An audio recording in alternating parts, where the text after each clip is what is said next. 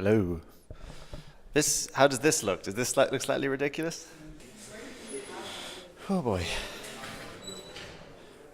Nah. So here we go.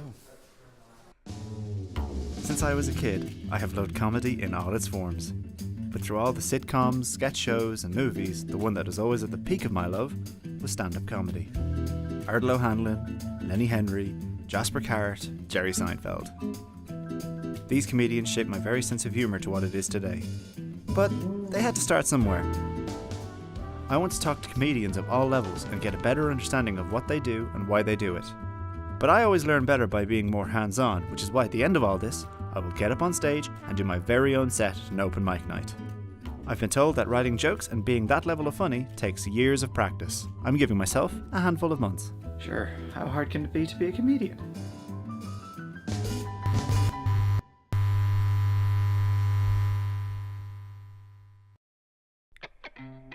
Many comedians have different methods of writing jokes.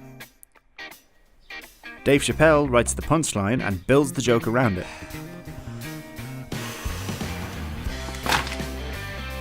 What's the deal with ASMR? No. Jerry Seinfeld writes down every thought he has on the topic onto a legal pad and fills the pad. I was once in a movie about these. Do you like jazz?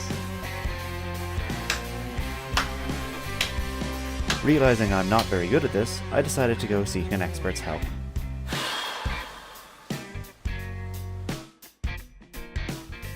Stephen Fay has been working the open mic circuit for about 5 years now. Myself and Stephen have also been friends for years. He was one of the few people who wanted me to give it a go. As punishment for this, I forced him to chat to me about his own experience.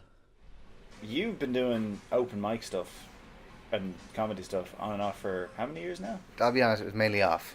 Mainly off. That's okay. Mainly off. What makes you keep coming back? Sometimes it hurts a lot when you really don't get a laugh. But when you really nail something, the payoff really does outweigh those other times. When you really kill in the crowd, that is kind of what keeps you coming back. That kind of buzz, that energy that comes from that. What advice would you give to a first timer? Just go up and have fun. If you do well, that's unreal. If you do bad, just do it again. That's all it is. It's just repetition. If you go to the gym and it's really hard the first time, it doesn't mean that you stop going to the gym. You just do it again. So, I've been practicing writing jokes. I'm a little burnt out trying to write jokes. We have exhausted a lot of what I know here. I think I need to go see how the professionals do it. The Halfpenny Bridge Inn is one of Dublin's oldest comedy venues and is home to the Battle of the Axe, a twice-weekly open mic event. It is also a competition, with the acts vying against each other for the coveted Lucky Duck Award. So most of the stuff that I said up there, a lot of it is based on truth.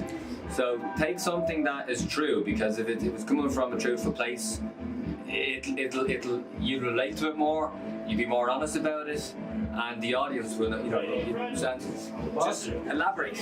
Unless you're a one-liner.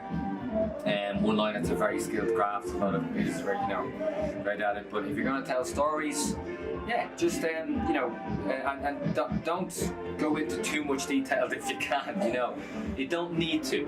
You don't need to go into too much detail. Danny later went on to stress just how difficult it is to be a quick-fire comedian, outlining how long it takes to do that and how skilled you have to be for it to work.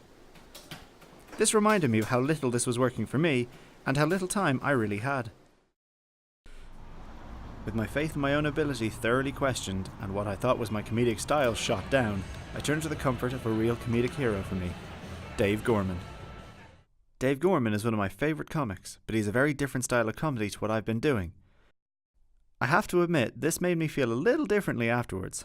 He's different in style to how I've been trying to write jokes. I've been quick fire, bullet point, like bullet, bullet, bullet, bullet, bullet. That's not working. As in, people aren't laughing. So maybe it's the material, or maybe it's me. I needed to practice my material, but I didn't have the luxury of an open mic night. So the plan was simple. I'm in a college filled with lecture halls, find one with students and test out the material I have. If they laugh, I'm onto something. If they don't, I get an idea of what's good and what's not. This has been dubbed the hijack gig. Sure, how bad could that be? Yeah, so pretty much why I'm here. I'm going to try and attempt to make you laugh. If nothing else, you've paid €3,000 for a very cheap gig. So, you know, be grand. So the other day, my sister bought a t-shirt from AliExpress. Like fairly simple black t-shirt with the word "that's gross" and in the Pornhub logo style. She had to, but my mother loves when things arrive at the door. We're always really excited. It's a package. It's literally like the second coming of Jesus. So she had to open it in front of her. My mum didn't recognize it, thankfully. My 13-year-old sister did. But we then had that great moment of my sister going white in the face, and my mother just like, oh, what's wrong with it? And me going even redder, knowing I bought the same t-shirt. It's fine. Thank you very much for your time. I really appreciate it.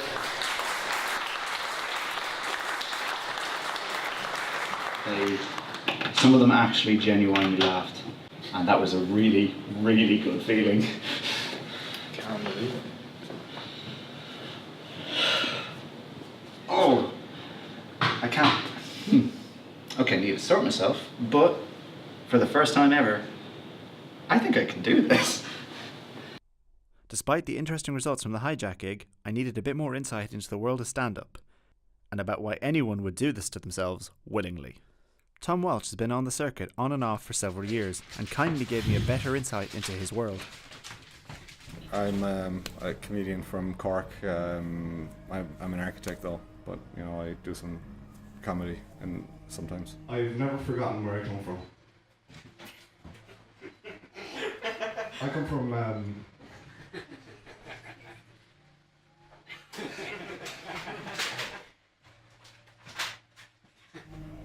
And what drew you to comedy? A friend of mine, he was actually living in a flat with Maeve Higgins, and I got to know Maeve a little bit. And like I was chatting to her, and she was kind of, oh, you know, comedy's, you know, you should try comedy or something. So you're pretty much just sort of like lulled into it by Maeve Higgins. Yeah, she forced me. like just off the top of the head, right? Prince, okay? People say he didn't do drugs. Listen to his music. Hello. Definitely did drugs. Raspberry Beret. Anyone know the song? Raspberry Beret. Okay, first of all, listen to the lyrics. Okay, first of all, where are you going? Where are you getting a raspberry beret? You can't just make it up on the spot. How do you write your jokes? I kind of spend a bit of time with just a piece of paper and a pen and try to think of something funny and write it down. Simple as that. What keeps you coming back to do it? The thing that brings you back is just if you've had one or two good gigs, then you kind of think, oh, maybe I could just have like another good gig. April 2nd, the day of the gig. Tom said to me, everyone reacts differently before a gig. Some read over materials with other acts. Some drink. I chose to sit by myself and scream eternally. But whether it was funny or not, there was something more important on the line. The Lucky Duck Award. Only one thing to do now, break a leg. Diarmuid Costello!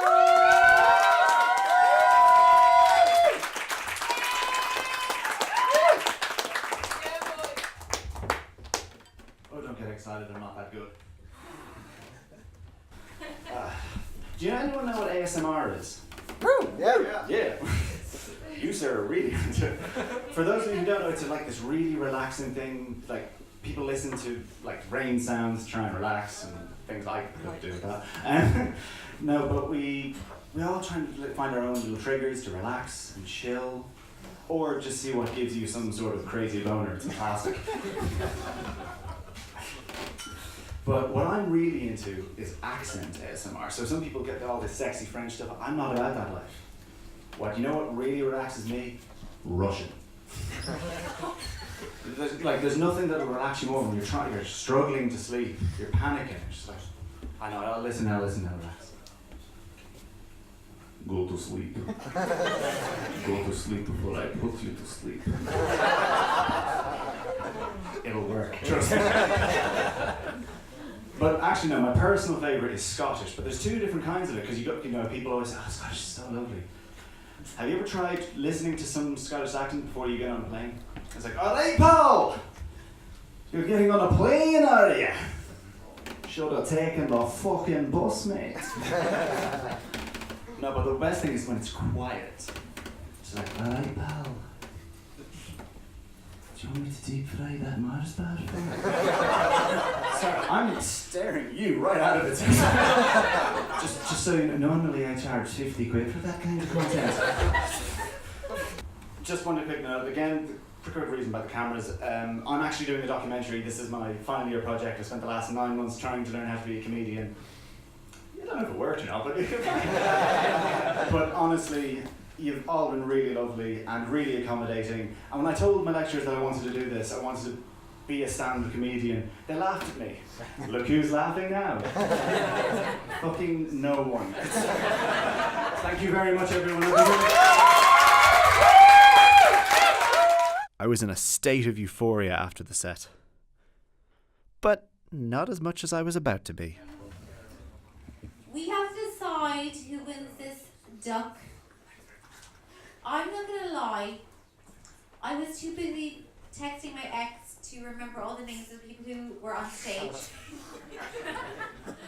But will we just give it to the last guy?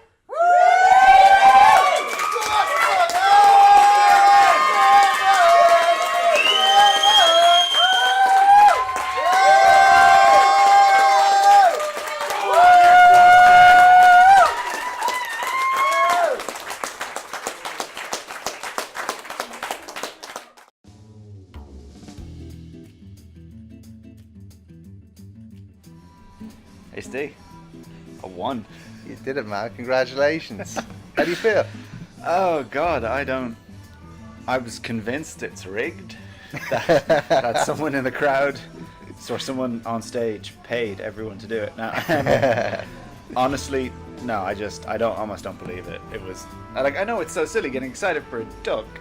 But it's a big deal, that duck. Yeah. It shows you better than everyone else who was on stage that day, technically. Oh, that's a weird feeling. I don't think that. No, there was definitely a load of people there. I'm just like, well, I don't need to worry about winning because these guys just rock. Yeah, there were some great dudes up there. There were some really good people. Yeah. No, it's been the maddest experience. I'd do it again. Are you going to do it again? I'm going to do it again because Sick. I feel like I now have a title to hold. Yeah.